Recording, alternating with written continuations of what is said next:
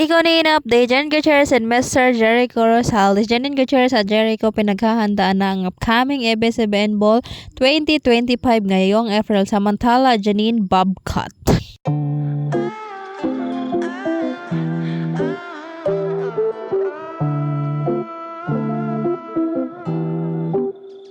Alright, what's up guys? Welcome back po muli sa aking YouTube channel. So for tonight's video update, ikaw na in-update, Janine Gutierrez at Jericho Rosales pinaghahandaan na po ang ABS-CBN Ball ngayong April 4, 2025. Samantala, Janine Gutierrez new haircut. Kung pina-short hair niya, mas lalong naging short hair siya guys. Ito nga ang binahagi ni Sir Densho Aguilar. Short waves bob cut. Janine Gutierrez refresh hair summer haircut.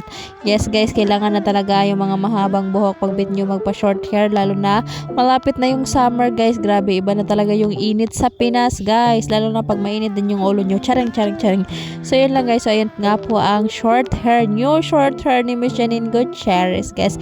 Well, abangan natin kung ano yung kaganapan or ano yung look ni Miss Janine sa ABS-CBN Ball ngayong April 4 guys, kung magwiwig ba siya or yung short hair na po ang irarampa niya. So ayun lang guys, hope you guys like, share, comment, and subscribe again and again. See you on my next update. Well, actually guys, si Sir Densho Aguilar, siya po yung nagka-cut ng hair ni Jericho nung nag-Tyrone de Vera siya. Well, sa Lavender Fields yun. Well, marami naman din na siyang na-cut na hair like mga artista from ABS, from JMA, si Nyana Guerrero. Well, marami guys. So ayan, share ko lang sa inyo. So ayun lang guys, ingat, lablat sa mga nang ikunin ngayong April 4.